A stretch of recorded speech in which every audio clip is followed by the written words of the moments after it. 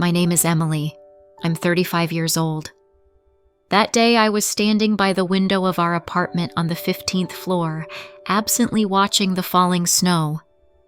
There were only 3 days left until Christmas, and the spirit of the holiday was already in the air. 5 years ago, when John and I had just gotten married, I imagined a completely different life. However, on the outside, everything looked exactly as I had dreamed. A spacious apartment in a new building, expensive furniture, the latest model appliances. Every morning started the same way. Wake up at 6:30, prepare breakfast, get ready for work. I worked as a financial director in a large company. John held a management position in a bank. Our combined income allowed us to live comfortably, travel, and indulge in expensive purchases. At least, that's how it was supposed to be. Emily, I'll be late today. Sarah asked me to help her choose a new car. I read this message from my husband several times. Sarah is his younger sister, so spoiled by her brother's attention that sometimes I felt like I was the third wheel in our marriage. I slowly walked to the kitchen, where the untouched holiday dinner was still on the table. I had been cooking all day. My husband's favorite salad, roast duck, mushroom pie. We had agreed to decorate the Christmas tree together, but Sarah turned out to be more important again. Lately, I've grown tired of competing with my husband's sister for his attention. It didn't start yesterday. Events had been accumulating gradually, like a snowball. Here's John canceling our weekend plans because Sarah needs help moving. Here he is missing an important presentation at my work because he needs to meet his sister at the airport. Here he is transferring money to her for another whim because Sarah can't deny herself. The next day, I decided to go shopping during my lunch break. In the window of my favorite boutique, I saw a luxurious fur coat. Natural fur, perfect cut, a noble caramel shade. $25,000, the price tag said. For our family budget, the amount was quite manageable, especially before the holidays. I had been carefully hinting to my husband about this coat for a month, leaving the catalog page open, accidentally stopping by the window during our walks together. Emily! What a surprise! Sarah's chirpy voice sounded behind me.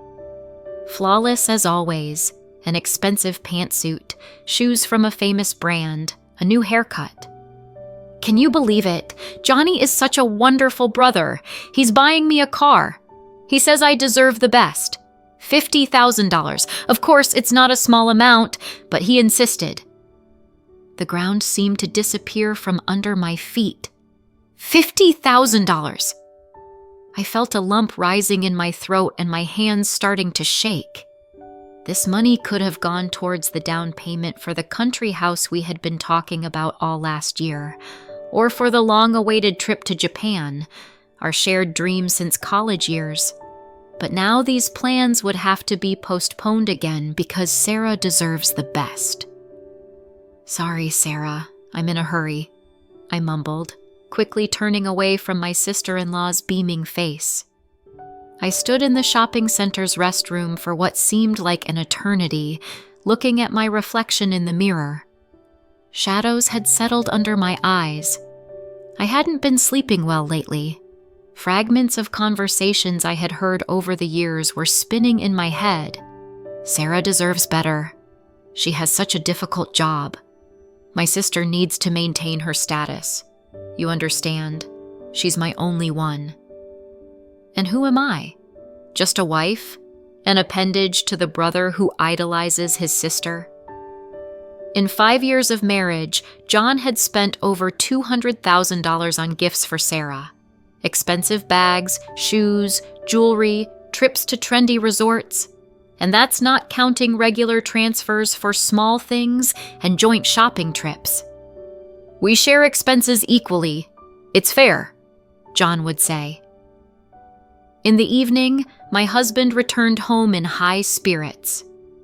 "Can you imagine? I found the perfect gift for you," he announced as he walked in, kissing me on the cheek. He smelled of Sarah's expensive perfume. Obviously, they had spent the whole day together. "The most modern, with a comfortable handle and special coating. Sarah said she has the same one. She's very happy with it." I felt something break inside. Was he talking about a broom? Meanwhile, John continued to enthusiastically describe the technical characteristics of this household wonder. $300? But it's an investment in our comfort, right, dear? I mechanically set the table while he talked about how he and Sarah chose the car, how the consultant admired their taste, how his sister beamed with happiness. You should have seen her face when she sat behind the wheel. She had been dreaming about this model for so long. In the bedroom, later at night, I lay awake for a long time, listening to my husband's steady breathing.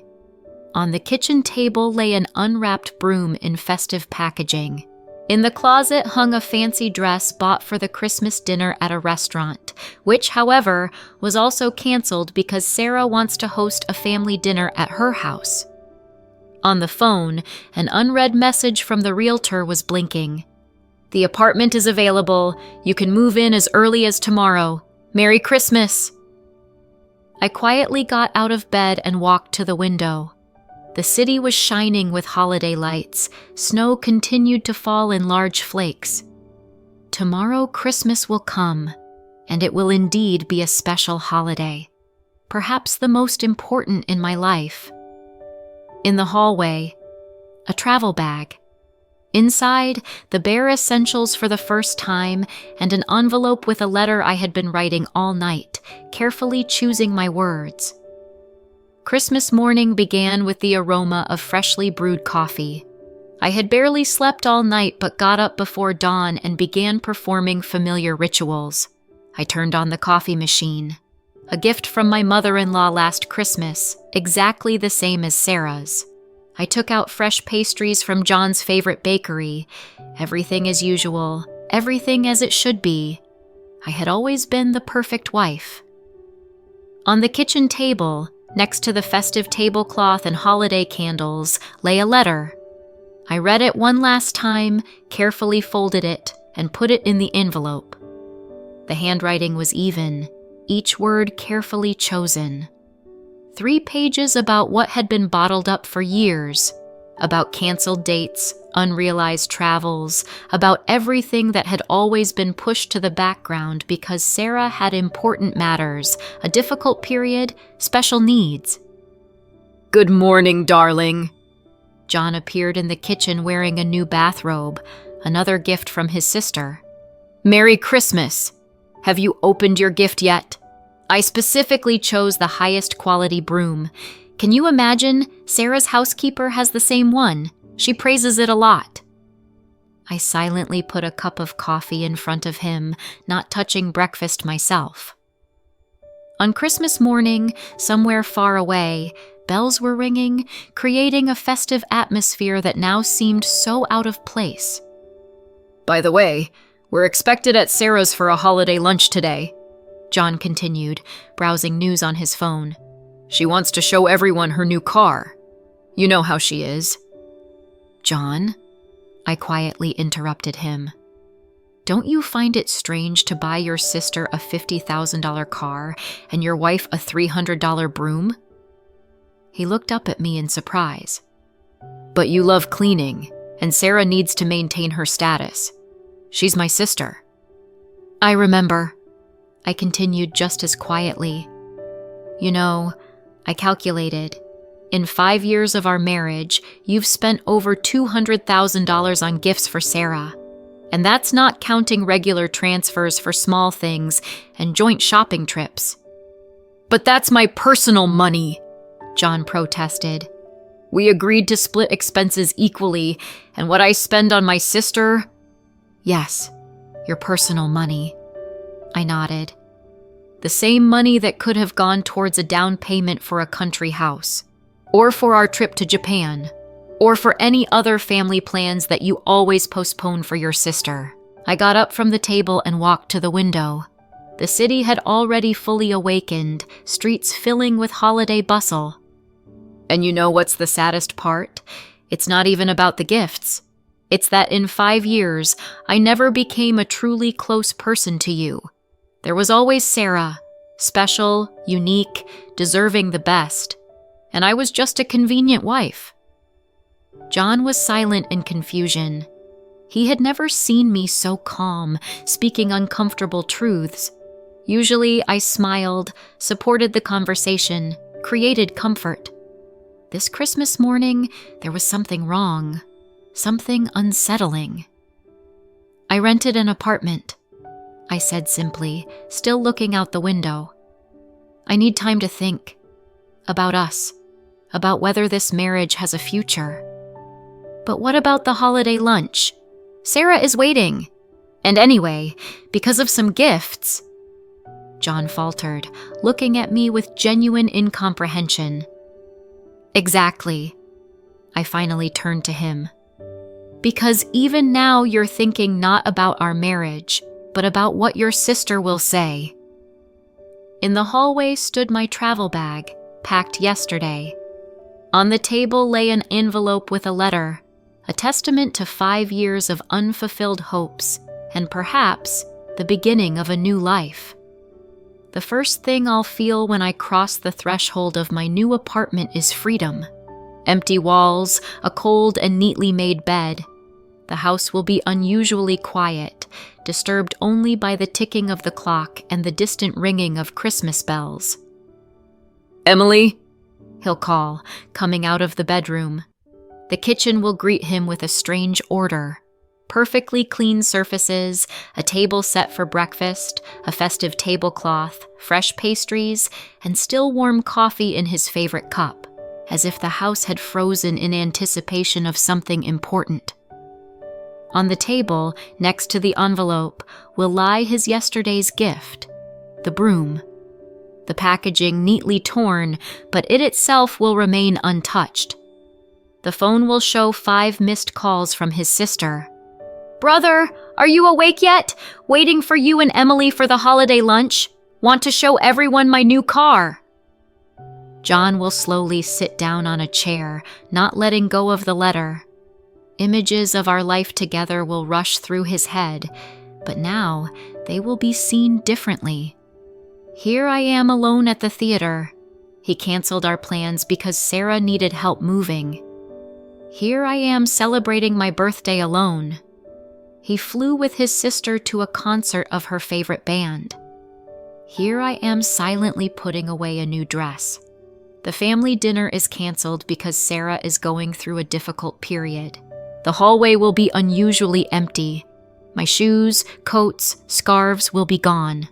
Only Sarah's figurines will remain, the ones I dusted every day, although I couldn't stand such things.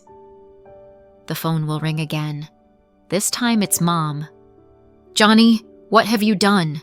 Emily called me, asked to tell you that she's fine. She'll live separately. Think. Son, how could this happen? We all saw how you..." From the letter, "I'm leaving.